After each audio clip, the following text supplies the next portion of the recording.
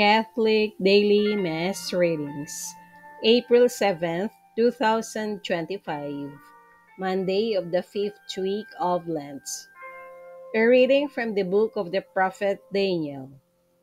In Babylon, there lived a man named Joachim who married a very beautiful and God-fearing woman, Susanna, the daughter of Hilkiah.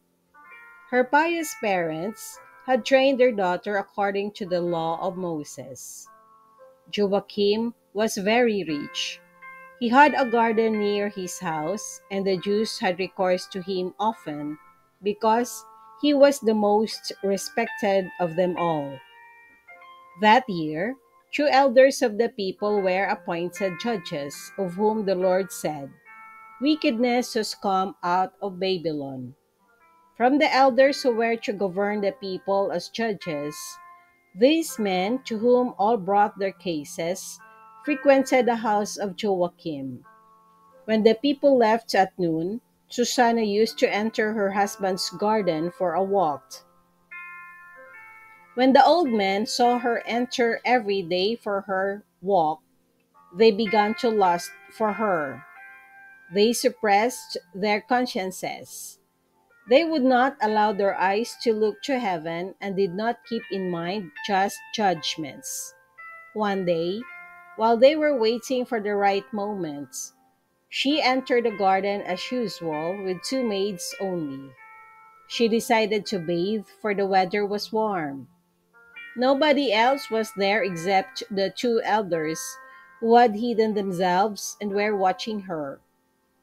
"Bring me oil and soap," she said to the maids, "and shut the garden doors while I bathe."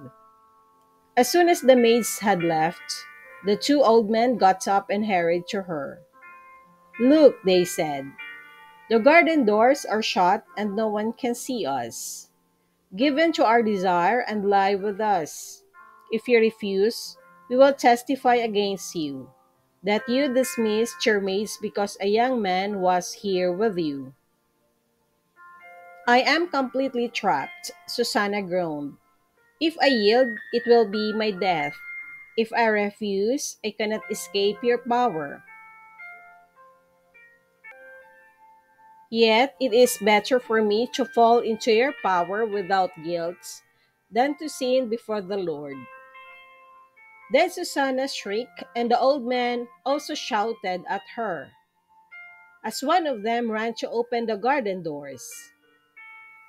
When the people in the house heard the cries from the garden, they rushed in by the side gate to see what had happened to her. At the accusations by the old men, the servants felt very much ashamed, for never had any such thing been said about Susanna. When the people came to her husband Joachim the next day, the two wicked elders also came, fully determined to put Susanna to death. Before all the people they ordered, "Send for Susanna, the daughter of Hilkiah, the wife of Joachim." When she was sent for, she came with her parents, children, and all her relatives. All her relatives and the onlookers were weeping. In the midst of the people, the two elders rose up and laid their hands on her head. Through tears, she looked up to heaven, for she trusted in the Lord wholeheartedly. The elders made this accusation: "As we were walking in the garden alone, this woman entered with two girls and shut the doors of the garden, dismissing the girls. A young man who was hidden there came and lay with her. When we in a corner of the garden saw this crime, we ran toward them. We saw them lying together, but the man we could not hold because he was stronger than we. He opened the doors and ran off. Then we seized her and asked who the young man was, but she refused to tell us. But testified to this. The assembly believed them, for they were elders and judges of the people, and they condemned her to death. But Susanna cried aloud, "O eternal God, you know what is hidden. and are aware of all things before they come to be. You know that they have testified falsely against me. Here I am about to die, though I have done none of the things with which these wicked men have charged me. The Lord heard her prayer. As she was being led to execution, God stirred up the Holy Spirits of a young boy named Daniel, and he cried aloud, I will have no part in the death of this woman. All the people turned and asked him, What is this you are saying? He stood in their midst and continued, Are you such fools, O children of Israel, to condemn a woman of Israel without examination and without clear evidence? Return to court, for they have testified falsely against her. Then all the people returned in haste. To Daniel the elder said, Come, sit with us and inform us. Since God has given you the prestige of old age. But he replied, Separate these two far from each other, that I may examine them. After they were separated one from the other, he called one of them and said, How you have grown evil with age. Now have you past sins come to term, passing unjust sentences, condemning the innocents, and freeing the guilty, although the Lord says, The innocent and the just you shall not put to death. Now then, if you were a witness, tell me under what tree you saw them together. Under a mastic tree, he answered. Daniel replied, Your fine lie has cost you your head. For the angel of God shall receive the sentence from him and split you in two. Putting him to one side, he ordered the one other to be brought. Daniel said to him, Offspring of Canaan, not of Judah, beauty has seduced you. Lust has subverted your conscience.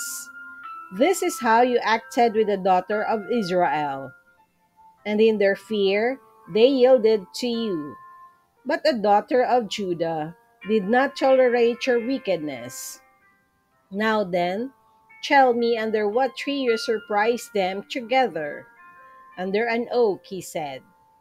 Daniel replied, Your fine lie has cost you also your head, for the angel of God waits with the sword to cut you in two, so as to make an end of you both. The whole assembly cried aloud, blessing God who saves those who hope in him. They rose up against the two elders, for by their own words, Daniel had convicted them of perjury. According to the law of Moses, they inflicted on them the penalty they had plotted to impose on their neighbor. They put them to death. Thus was innocent blood spared that day. The word of the Lord. Thanks be to God. Responsorial Psalm, let our response be, Even though I walk in the dark valley, I fear no evil, for you are at my side. The Lord is my shepherd, there is nothing I shall want. In verdant pastures, he gives me repose. Beside restful waters, he leads me. He refreshes my soul. Even though I walk in the dark valley, I fear no evil, for you are at my side. He guides me in right paths for his name's sake. Even though I walk in the dark valley, I fear no evil, for you are at my side. With your rod and your staff that give me courage.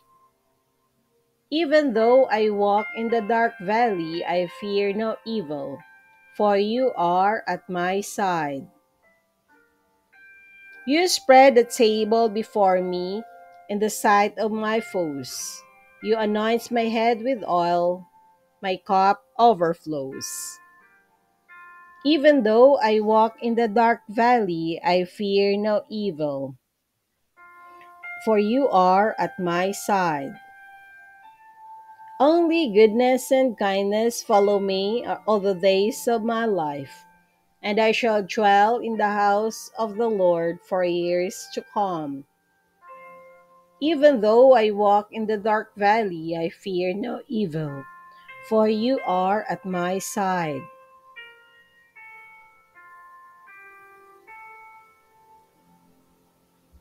A reading from the Holy Gospel according to St. John.